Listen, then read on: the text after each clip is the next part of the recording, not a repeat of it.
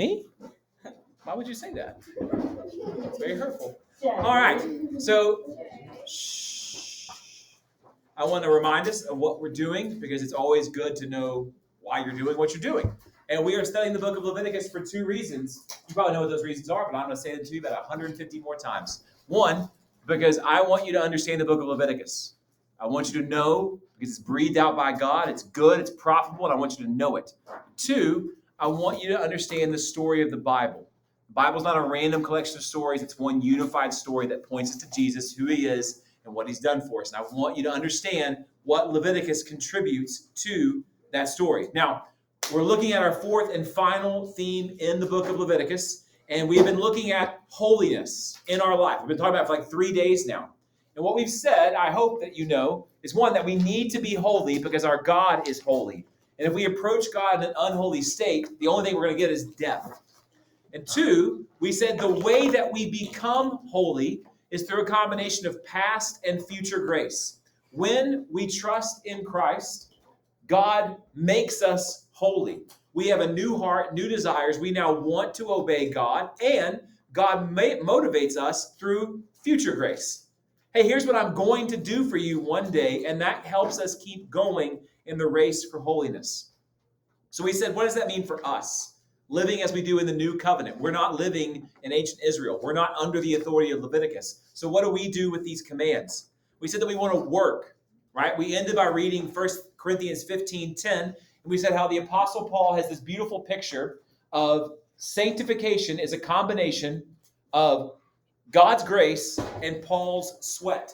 That we are called to work hard, but also work knowing that it's the grace of God that's at work within us. What else do we do? What else should define our work? Here's your blank. Rest. Rest confidently in God's promises.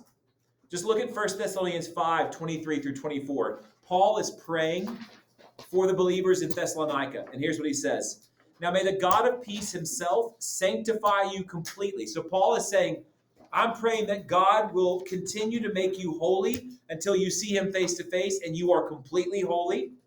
He says, and may your whole spirit and soul and body be kept blameless at the coming of our Lord Jesus Christ. He who calls you is faithful. He will surely do it. So we can be at rest. Owen can rest knowing that ultimately the reason he's going to make it to the finish line, the reason that he will be holy is because God is faithful and will never break a single promise. So how do we wrap up Leviticus? Leviticus provided Israel with guidelines for worshiping and following Yahweh. Yahweh in Leviticus provides a way for people to enjoy a relationship with him. Remember, God is the only source of life and joy and blessing. So a relationship with him is the greatest thing that we can have. He provides a way for people to enjoy forgiven sins, enabled holiness, and sustained life. And all of this comes through the death of a sacrifice, a substitute in our place. Leviticus presents Israel and us, to some extent, with a binary choice. Now, binary means 2 options. It's A or it's B. There is no other choice. So here's Israel's binary choice. Here's Anna Hill's binary choice. Here's your blank. Obedience, leading to blessings. God makes it crystal clear, if you obey, you will be blessed. And second, here's your blank. Disobedience. Disobedience, leading to curses. Now, we're not under the authority of Leviticus. Am I or Anna or Charlotte or anybody in this room, are we going to be perfectly obedient? Nope. So what we should get is curses, but we're Christians. And so we know that we're living on this side of the cross.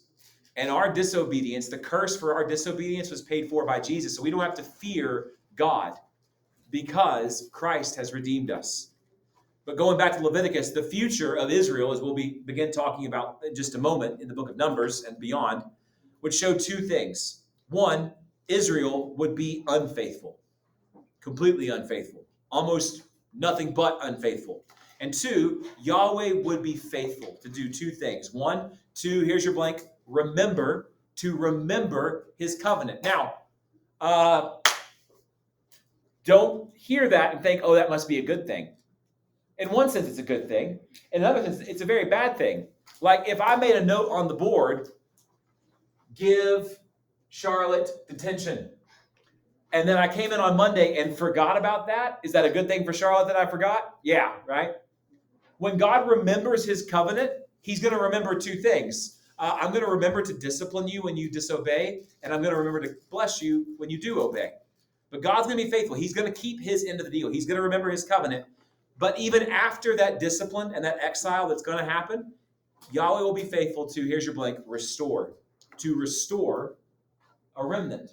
Yahweh is going to bring people back from exile and let them live with him yet again, not because they deserve it, but because God is so, so good. All right, so just flip the page right over, and let's just jump straight into Numbers. All right, so am I looking at this right? Yes. All right, so as we do at the beginning of every book, we're going to get our bearings, and we'll get our bearings first by looking at that amazing timeline that I made. Yes? I don't have Numbers, it's just that. Oh, Palmer. Really? Well, you just got to hang out back there, Palmer. Again? Just be laser focused. Palmer, Story will guide you. So you just pay attention to stories, and I'll get you one on Monday. All right. Okay. So that timeline that we have, all the way on the left, the birth of Abraham, roughly speaking, 2166 BC. All the way on the right, 516 BC. All those dates BC mean before Christ.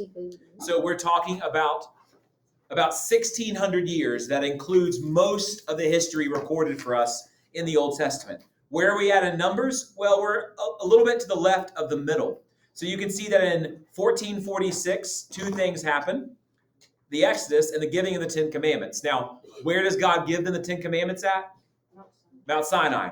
And you know that they're at Mount Sinai for 1 year. And that 1 year encompasses the back half of Exodus, all of Leviticus, and the first 10 chapters of Numbers.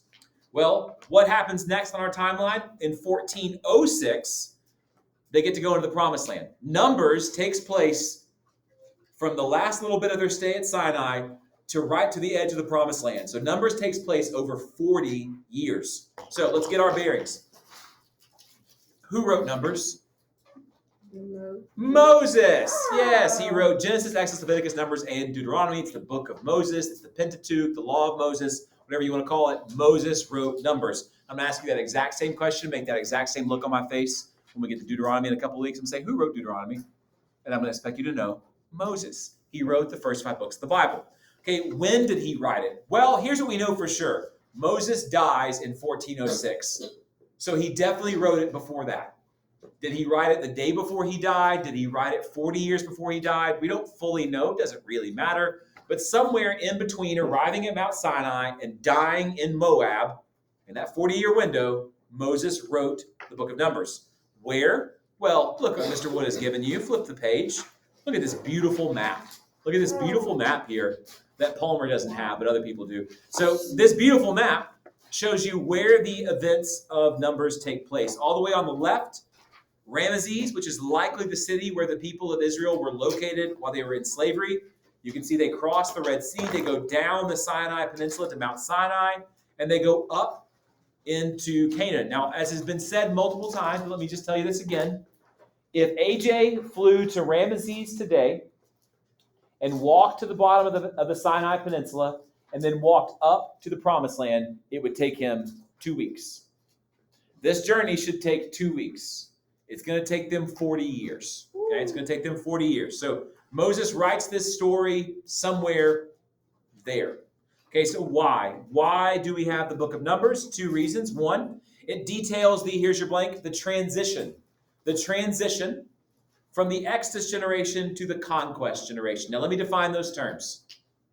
All of the adults who left Egypt. Okay, so if you were an adult, and I don't know what an adult was, in here it's 18. So let's just use that, okay, just for argument's sake.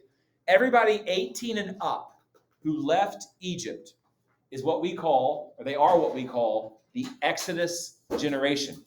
Everybody who was 17 and younger, or who was born in the wilderness, they're what we call the Conquest generation. Now, why are they called the Conquest generation? Because they're the ones who actually conquer the Promised Land. So we've got 2 generations, Exodus generation and the Conquest generation, and we're transitioning from one to the other. So that's the first reason. We also have Numbers because it gives us instruction. Instruction that, here's your blank, compels, Compels, that compels Israel to obey. And how does it do that? Well, it describes all the sins of the fathers and encourages the younger generation, don't do that. Don't do the same thing that your parents did. It gives us instruction that, here's your blank, inspires Israel to a proper worship of Yahweh. And it does that by reminding them of God's faithfulness and God's power and redemption. You should worship a God like this. And third, instruction that, here's your blank, encourages Israel to trust and hope in Yahweh and his promises.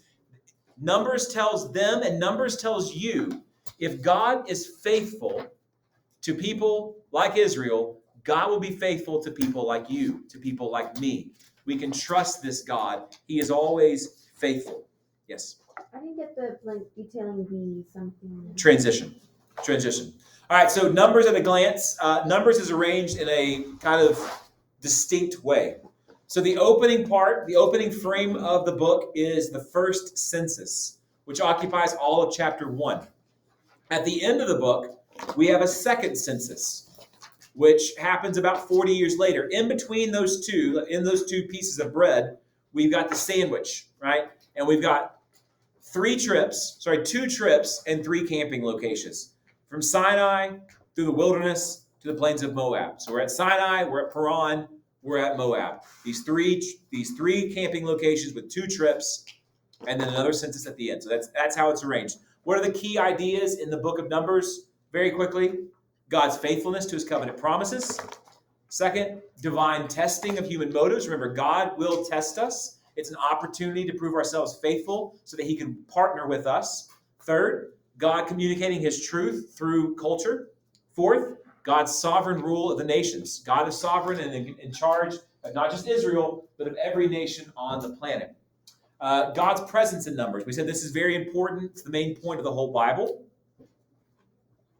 So where do we see God's presence in the book of Numbers? 3 places. 1, remember that cloud that's with them everywhere they go? That's God's presence. That presence covered the tabernacle, filled the tabernacle, and led them as they were on their journey.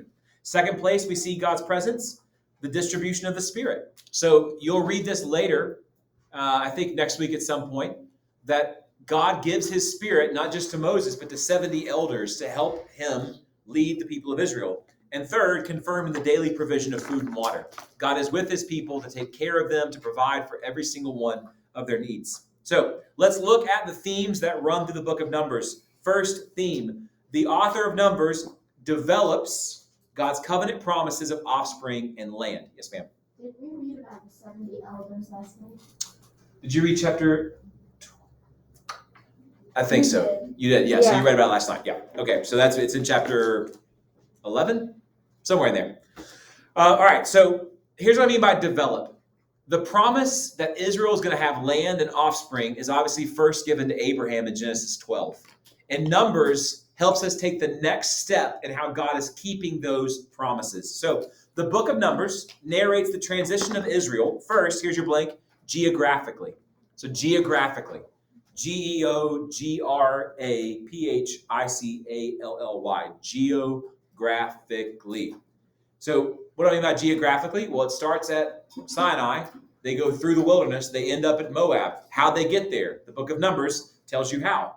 It also narrates the transition of Israel thematically. So there's a theme of community.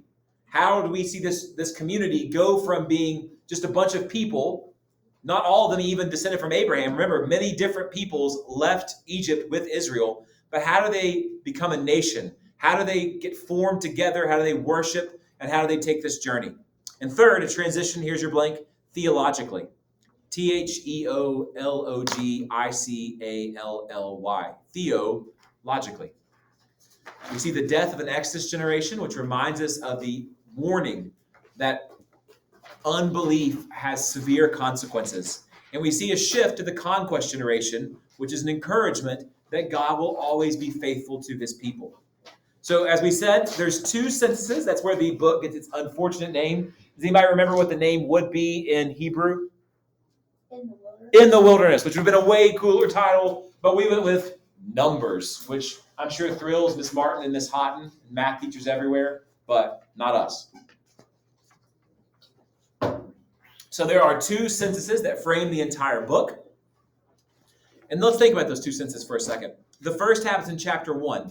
With two exceptions, what is true of every person mentioned in the first census?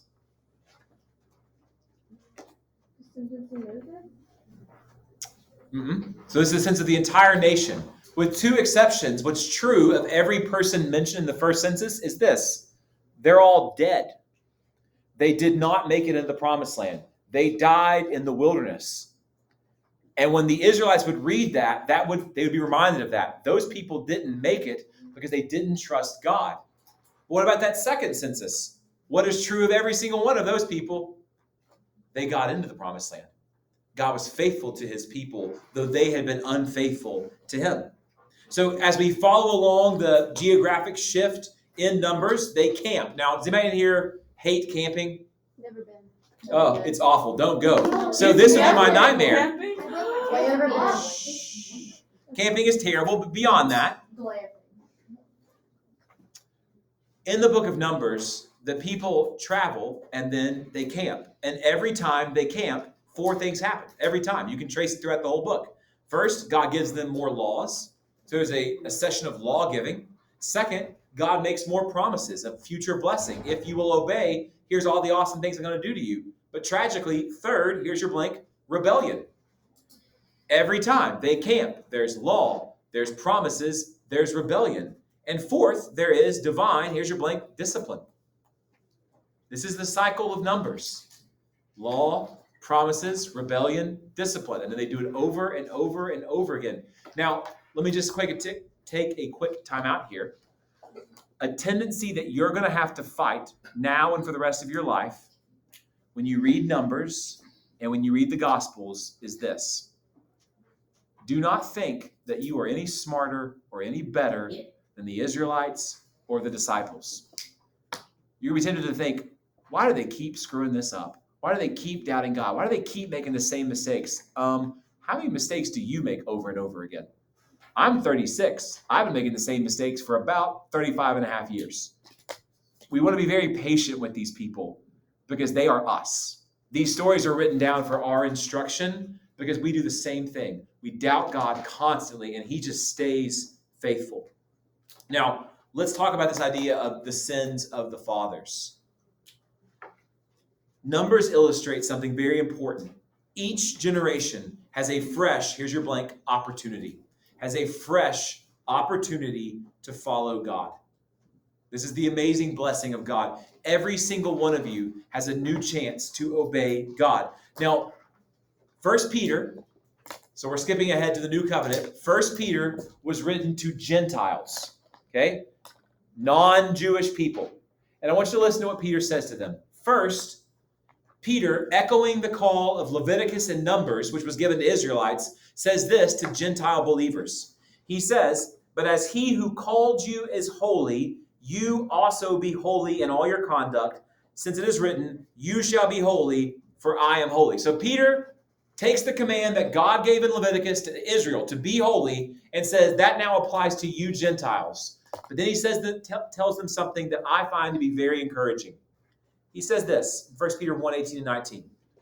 "And you do this, be holy, knowing that you were ransomed from the futile meaning pointless, meaningless, from the futile ways inherited from your forefathers, not with perishable things such as silver or gold, but with the precious blood of Christ." So Peter is saying to these Gentile Christians, it does not matter if your father was a priest working in the temple of Zeus. It does not matter if your mother was a prostitute. It does not matter if everybody in your family worships Poseidon. You can choose to obey God because the blood of Christ is stronger than the sins of your parents. Can I just say personally, I need that reminder, and I'm so grateful that that is true because my mother is a miracle. Okay, my mother loves Jesus, and she loves me, and she helped me love Jesus. My mother has no reason to love Jesus. My mother was raised by her grandparents, who weren't really all that nice, because she never knew her father, And her mother was an abusive alcoholic who would randomly show up and then take my mother and her siblings in and then kick them out and abandon them for weeks or months at a time, in and out, in and out. And yet, my mother chose to trust Jesus and did not repeat the ways inherited from her parents. She set a new path, and she passed on a new legacy to her children. So I obviously don't know all of your families, but in some ways it doesn't matter. You have that same opportunity. It does not matter what bad habits or sinful patterns you inherited from your parents or from your grandparents. The blood of Christ is stronger than all of those things, and you do not have to repeat the sins and failures of your parents. The sins of the parents do not have to be, here's your blank, replayed. They do not have to be replayed in the lives of the children.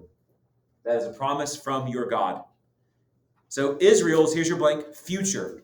Israel's future hope was grounded in the, here's your blank, past promises of God. What past promise? Specifically, the covenant with Abraham. And God's covenant with Abraham focused principally on two things. One, here's your blank, blessing. So God blessing Abraham, Abraham's family blessing the world, and here's your blank, nationhood. It's the word nation and the word hood put together in one word. And this idea of a promise of nationhood focuses on how God is going to give to Abraham many offspring and land. Now, the census tells us God kept that first promise, right? We went from having an old man, Abraham and Sarah, to having a nation of millions of people. So many offspring, check. What about the land? That's about to happen. But throughout Numbers, there is a tension between the promises and their, here's your blank, delayed fulfillment. Rosie, Numbers teaches us what we are to do when a promise that we're still waiting for has not happened yet. But we'll pick that up on Monday. What page are we on our notes? 5. 4.